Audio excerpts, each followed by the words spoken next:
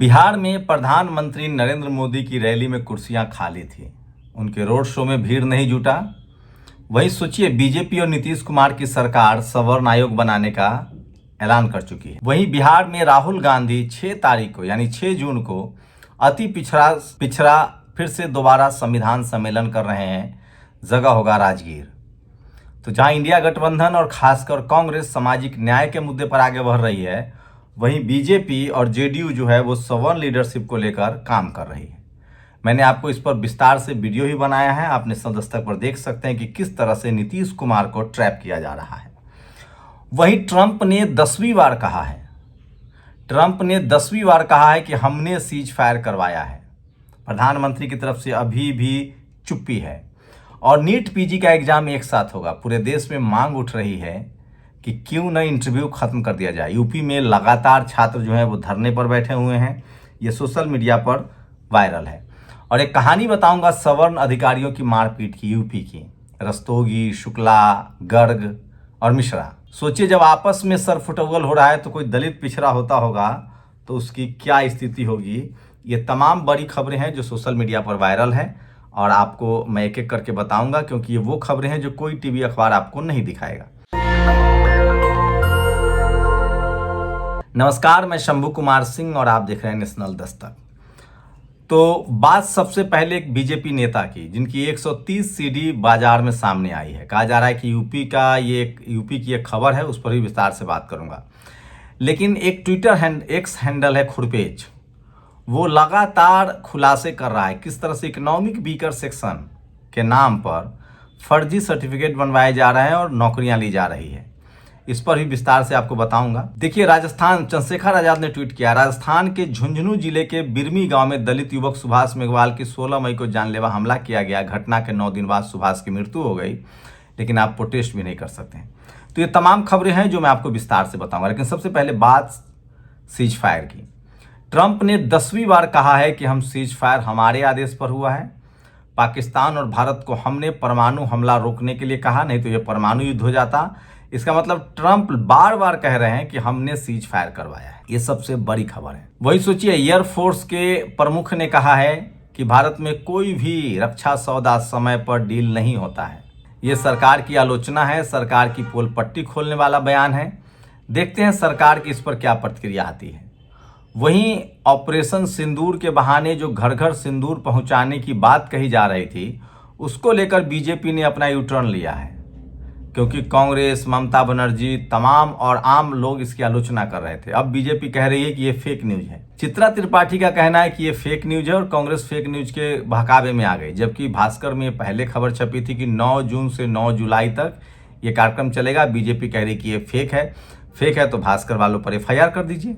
बिहार में प्रधानमंत्री नरेंद्र मोदी ने जो रैली की, ऑपरेशन सिंदूर को जो भुनाने की कोशिश हुई, कुर्सियां खाली रह गई। पप्पू यादव ने ये तस्वीरें शेयर की है। तो साफ है कि प्रधानमंत्री को वो समर्थन बिहार में मिलता हुआ नहीं दिख रहा है। बिहार में राहुल गांधी का क्रेज लगातार बढ़ रहा है।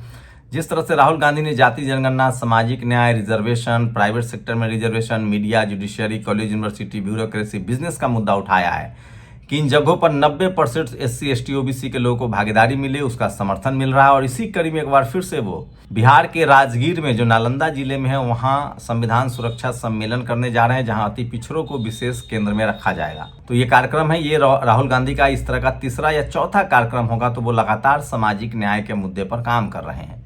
ये बड़ी खबर है। ममता बनर्जी ने बड़ा चैलेंज किया प्रधानमंत्री को। पहले तो उन्होंने ऑपरेशन सिंदूर पर हमला किया था। उसके बाद कहा कि अगर प्रधानमंत्री को दम है तो वो मेरे सामने आकर बातचीत करें, मीडिया पर बातचीत करें। मैं स्टेडियम अपने नाम पर नहीं बनवाती हूँ, मुझे अपने प्रचार की जरूरत नहीं है। आपने मोदी स्टेडियम बनाया है और सभी मैच वहाँ आयोजित कर रहे हैं। सभी मैच गुजरात में ही क्यों हो रहे हैं, मुझे सब पता है। अगर मैंने अपना मुंह खोला तो आपकी सारी प्रतिष्ठा चली जाएगी जो आपने बाहर कमाई है। तो ये तमाम बड़ी खबरें हैं जो सोशल मीडिया पर वायरल हैं। और कांग्रेस ने अब यू टर्न ले लिया है। बदायूं में सोचिए, यूपी के बदायूं में, यूपी पर विशेष ध्यान रखिए, रामराज है वहाँ। यूपी के बदायूं में 25 पुलिस वालों पर FIR दर्ज हुआ है, आदेश हुआ है कोर्ट के बाद। पुलिस वालों ने 2024 को मुखियार बिलाल, अशरफ, अजीत और तनवीर को घर से उठाया और 30 जुलाई को गिरफ्तारी दिखाया था और FIR 31 जुलाई को दर्ज की थी। और सोचिए अखिलेश यादव ने एक खबर शेयर किया है, यूपी में सांप काटने का भ्रष्टाचार है। बार बार सांप काट के एक ही आदमी को मारा जाता था और पैसा लिया जाता था। करोड़ों रुपए का भ्रष्टाचार हुआ है। और अगर आप जातीय हिंसा में शामिल हो रहे हैं या फिर आप अगर किसी भी तरह के भेदभाव में शामिल है तो सावधान रहिए। शर्मिष्ठा पनोली ये बीजेपी ने शुरू किया था, ममता बनर्जी भी ये करती हैं। बीजेपी के लोग गिरफ्तार करवा देते हैं, जब आप उनसे सवाल पूछेंगे ममता बनर्जी भी ये करने में मास्टर है। शर्मिष्ठा पनोली को बेंगलोर से कोलकाता पुलिस ने गिरफ्तार किया है। उन्होंने कुछ धार्मिक जो है वो इस तरह के बयान दिए थे।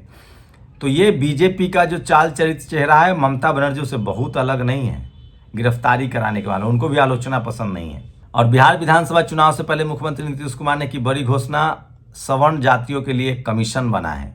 बीजेपी की कोशिश है कि सारे सवर्णों को टिकट जेडीयू से दिया जाए। वो अपनी पार्टी में दलित पिछड़ों को टिकट देंगे, अति पिछड़ों को टिकट देंगे और नीतीश कुमार को खेल से बाहर कर देंगे ताकि उनका मुख्यमंत्री बनने का सपना साकार हो जाए।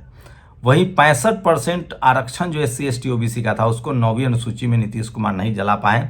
सच्चाई है कि नीतीश कुमार पूरी तरह से मेंटली डिरेल हैं और उनकी पार्टी सवर्ण समाज के लोग चला रहे हैं, जिसमें ललन सिंह, संजय झा और विजय चौधरी हैं। वो कहने के लिए सिर्फ अब पिछड़े नेता की पिछड़ों की पार्टी रह गई है। नीतीश जी का वहां कंट्रोल नहीं दिख रहा है। विदेशी वस्तुओं का उपयोग न करें, मोदी ने ये बात इंग्लैंड कंपनी के टेलीप्रॉम्प्टर पर पढ़कर बोले। पप्पू यादव लगातार हमलावर रहते हैं और भाजपाई नेता और उनके परिजनों के कुकृत सिलसिलेवार खुलासे कड़ी में मैनपुरी में 130 वीडियो सामने आया है। यूपी के बदायूं में बीजेपी नेता सूर्यकांत ने 100 करोड़ की ठगी का आरोप लगाया है उन पर। और मोनू मानेसर और शर्मिष्ठा दोनों बीजेपी के बहकावे में आकर गलत काम किया, दोनों जेल में हैं। आप सावधान रहें। 65 रुपए का पेट्रोल 100 रुपए हो गया, 400 रुपए का गैस 1000 पार हो गया। और कैसा विकास चाहिए लोग। अब बताते हैं यूपी में 2 सवर्ण अधिकारियों की मारपीट की कहानी। IPS रवीना त्यागी के पति IRS गौरव गर्ग हैं। पत्नी IPS हैं, पति गौरव गर्ग हैं। मारपीट के आरोपी बनाए गए IRS योगेंद्र मिश्रा। इन तीनों में लड़ाई झगड़ा हुआ है। गवाह कौन है सो देखिए। IRS योगेंद्र मिश्रा ने IRS गौरव गर्ग की पत्नी और लखनऊ के पोस्टेड IPS रवीना त्यागी को बाकायदा नेम किया है, जो उनके मुताबिक साजिश की धुरी बनी है। योगेंद्र मिश्रा ने लखनऊ पुलिस को शिकायत दी है और वहाँ जो लोग जो गवाह के लिए जिनका नाम दिया गया है उनका भी सुनिए कि किस तरह से वो लोग कौन थे। तो वो सब के सब सवर्ण लॉबी थी। सोचिए दलित पिछड़ों के लिए काम करना कितना मुश्किल होता होगा। तो ये खबर है और कितना ओवर रिप्रेजेंटेशन है। और अभिषेक शर्मा को एक्स ने नोटिस दिया है कि आप जो टीवी चैनलों की झूठी खबर आपने शेयर किया था उसको हटा लीजिए। बेईमानी कैसे होती है इसे सोचिए। केरल में NH 66 बना, कुल विस्तार 643 किलोमीटर, निर्माण की लागत 31,000 करोड़, यानी 1 किलोमीटर पर 50 लाख रुपए, 50 करोड़। इसमें एक भी SC ST OBC के लोग ठेकेदार नहीं होते हैं। सोचिए 50 करोड़ 1 किलोमीटर पर। पहली मानसून में बह गया। दूसरी खबर, उड़ीसा के चीफ इंजीनियर के यहाँ 2 करोड़। तो इस तरह से देश को बर्बाद किया जाए। ED के अधिकारी ने 20 लाख रुपए रिश्वत ली है। राशन कार्ड में नाम जोड़ने के बहाने लगवाए अंगूठे, 800 किसानों का नाम उठाया, 4 करोड़ का लोन। आप बताइए कहाँ की खबर है। जोधपुर, बीजेपी शासित राज्य, टीवी अखबार में नहीं दिखेगा। पाकिस्तान के लिए जासूसी करने के आरोप में हिमाचल प्रदेश से अभिषेक भारद्वाज गिरफ्तार हो गए हैं। और सोचिए तो ये जो पूरी मारपीट वाली घटना एक बार फिर से सुनिए। लखनऊ में तैनात IPS रवीना त्यागी के पति गौरव गर्ग के साथ जो मारपीट हुई है, इसमें गवाह हैं ऋचा रस्तोगी, सौर्य शुक्ला। तो मारपीट करने का आरोप लगा है रवीना त्यागी के पति गौरव गर्ग पर। और जिनके साथ मारपीट हुआ है उस शख्स जो हैं वो जो है मिश्रा जी हैं, योगेंद्र मिश्रा, वो भी IRS हैं। जिनको गवाह बनाया गया ऋचा रस्तोगी और सौर्य शुक्ला। तो पूरी कहानी जो है सोचिए कितना ओवर रिप्रेजेंटेशन है, ये आप अंदाजा लगा सकते हैं। देश भर में इंटरव्यू खत्म करने की मांग चल रही है। RBI की रिपोर्ट से एक और बड़ा खुलासा हुआ है। 37% 500 रुपए के नकली नोट बढ़ गए हैं। कहाँ नोटबंदी में एक कमर टूटने की बात हुई थी, नकली नोटें खत्म होने की बात हुई थी। और 6 जून को बिहार के राजगीर में अति पिछड़ा वर्ग को फोकस में रखकर संविधान सुरक्षा सम्मेलन होने जा रहा है। राहुल गांधी खुद उसमें शिरकत करेंगे। चंद्रशेखर आजाद लगातार देश भर में जो शोषित वंचित समाज के लोग हैं उनसे मिलते रहते हैं। और प्राइमरी स्कूल को शिक्षकों का जो प्रोटेस्ट चल रहा है उसको लालजी वर्मा जी ने सपोर्ट किया है। ये बड़ी खबर है जो सोशल मीडिया पर वायरल है। और अशोक महतो ने कहा है कुर्मी के सिर पर ताज है, भूमिहार का राज है। सरदार अशोक महतो ने बड़ा बयान दिया है। जो सोशल मीडिया पर सबसे ज़्यादा वायरल है। मरे सारे लोग यहाँ आ जाते हैं, आवेदन फेंक देंगे तुम्हें, टीकमगढ़। तो इस तरह के जो अधिकारी हैं वो दलित पिछड़ों के साथ लगातार बर्बरता की खबरें आती रहती है, और इसलिए मैं कह रहा हूँ सोशल मीडिया ही सच्चा मीडिया है, सोशल मीडिया ही बहुजन मीडिया है। आप लोग इस तरह की खबरें ज़रूर देखें। और चंद्रशेखर आज़ाद बहुजनों के सम्मेलन को प्रबुद्ध जन सम्मेलन कह रहे हैं, ये शानदार उनका तरीका है और ये बढ़िया है।